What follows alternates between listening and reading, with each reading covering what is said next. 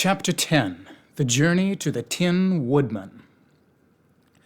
Tip was well soaked and dripping water from every angle of his body, but he managed to lean forward and shout in the ear of the sawhorse, "Keep still, you fool! Keep still!" The horse at once ceased struggling and floated calmly upon the surface, its wooden body being as buoyant as a raft. "What does the word fool mean?" inquired the horse. "It is a term of reproach," answered Tip, somewhat ashamed of the expression.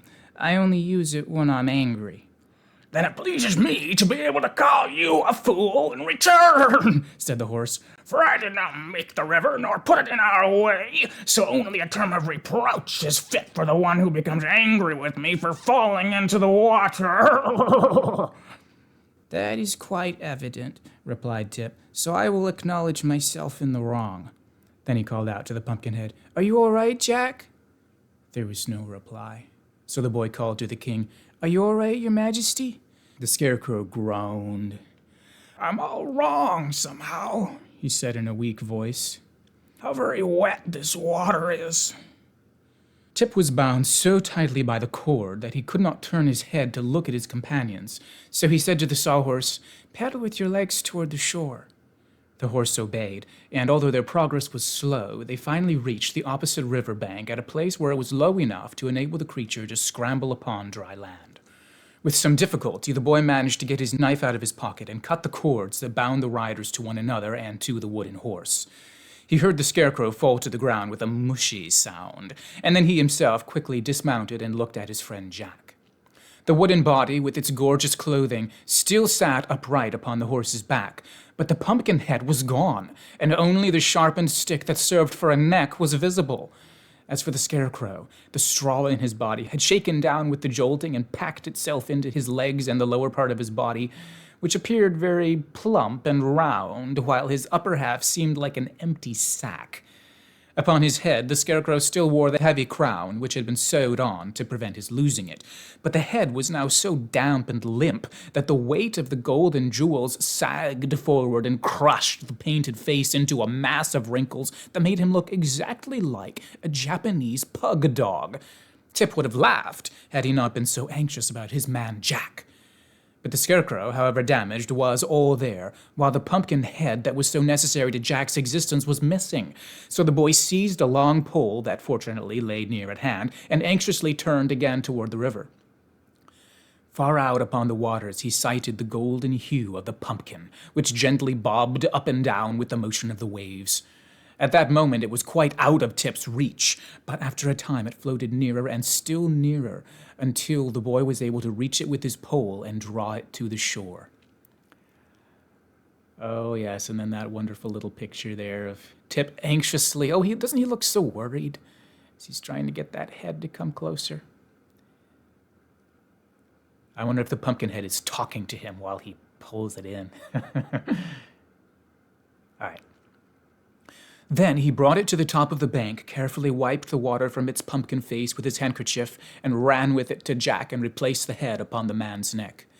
"Dear me," were Jack's first words. "What a dreadful experience. I wonder if water is liable to spoil pumpkins?" Tip did not think a reply was necessary, for he knew that the Scarecrow also stood in need of his help. So he carefully removed the straw from the king's body and legs and spread it out in the sun to dry. The wet clothing he hung over the body of the sawhorse. "If water spoils pumpkins," observed Jack with a deep sigh, "then my days are numbered." "I've never noticed that water spoils pumpkins," returned Tip, "unless the water happens to be boiling. If your head isn't cracked, my friend, you must be in fairly good condition." "Oh, my head isn't cracked in the least," declared Jack more cheerfully. "Then don't worry," retorted the boy. "Care once killed a cat." "Then," said Jack seriously, "I am very glad indeed that I am not a cat."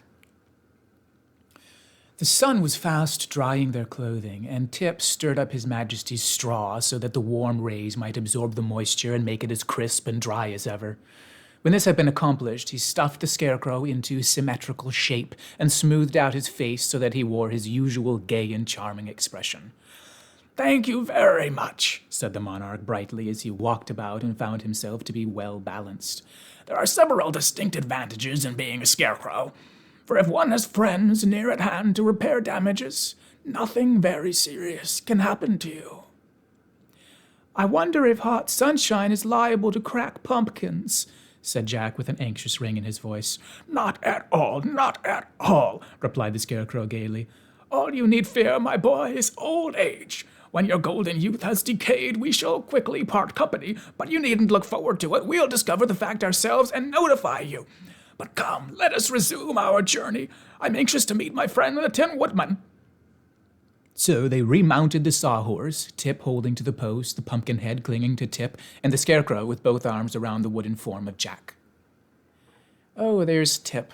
I guess he'd be taking out... Oh no, he's probably stuffing the straw back in after it's dried in the sun.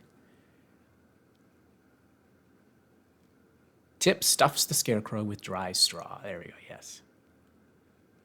Oh, and there's Jack in the background with his legs crossed. Oh, and there's the sawhorse. He kind of looks like a crocodile from this angle. But he doesn't really, once you imagine it properly. "Go slowly, for now there's no danger of pursuit," said Tip to his steed. "All right," responded the creature in a voice rather gruff. "Aren't you a little horse?" asked the pumpkin politely. The sawhorse gave an angry prance and rolled one naughty eye backward toward Tip. "See here," he growled. "Can't you protect me from insult?" "To be sure," answered Tip soothingly. "I'm sure Jack meant no harm. And it will not do for us to quarrel, you know. We must all remain good friends." "I'll have nothing more to do with that pumpkin head," declared the sawhorse viciously. "He loses his head too easily to shoot at me." There seemed no fitting reply to this speech, so for a time they rode along in silence. After a while, the Scarecrow remarked, "This reminds me of old times. It was upon this grassy knoll that I once saved Dorothy from the stinging bees of the Wicked Witch of the West." "Do stinging bees injure pumpkins?" asked Jack, glancing around fearfully. "They are all dead, so it doesn't matter," replied the Scarecrow. "And here is where Nick Chopper destroyed the Wicked Witch's grey wolves." "Who was Nick Chopper?" asked Tip. "That is the name of my friend, the Tin Woodman," answered His Majesty. "And here is where the winged monkeys captured and bound us and flew away with little Dorothy," he continued after they had traveled a little way further. "Do winged monkeys ever eat pumpkins?" asked Jack with a shiver of fear. "I do not know, but you have little cause to worry, for the winged monkeys are now the slaves of Glinda the Good, who owns the golden cap that commands their services," said the Scarecrow reflectively. Then the stuffed monarch became lost in thought, recalling the days of past adventures, and the sawhorse rocked and rolled over the flower-strewn fields and carried its riders swiftly upon their way. Twilight fell by and by, and then the dark shadows of night. So Tip stopped the horse, and they all proceeded to dismount. "I'm tired out," said the boy, yawning wearily, "and the grass is soft and cool. Let us lie down here and sleep until morning." "I can't sleep," said Jack. "I never do," said the Scarecrow. "I do not even know what sleep is," said the sawhorse. "Still, we must have consideration for this poor boy who is made of flesh and blood and bone and gets tired," suggested the Scarecrow in his usual thoughtful manner. "I remember it was the same way with little Dorothy. We always had to sit through the night while she slept." "I'm sorry," said Tip meekly, "but I can't help it.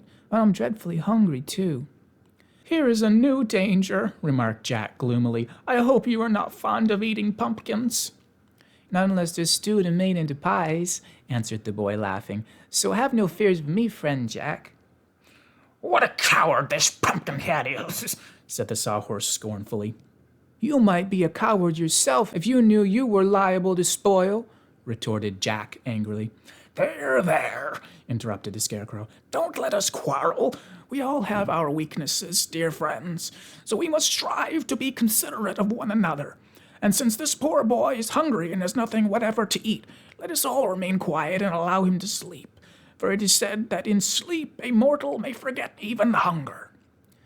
"Thank you," exclaimed Tip gratefully. "Your Majesty is fully as good as you are wise, and that is saying a good deal."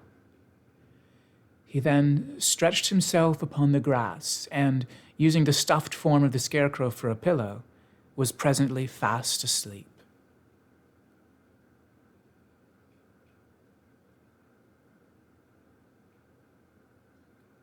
Oh, this guy's coming into the story. Another good old lovable friend from the old days. So next chapter, a nickel-plated emperor. All right, well, I'll see you in the next chapter.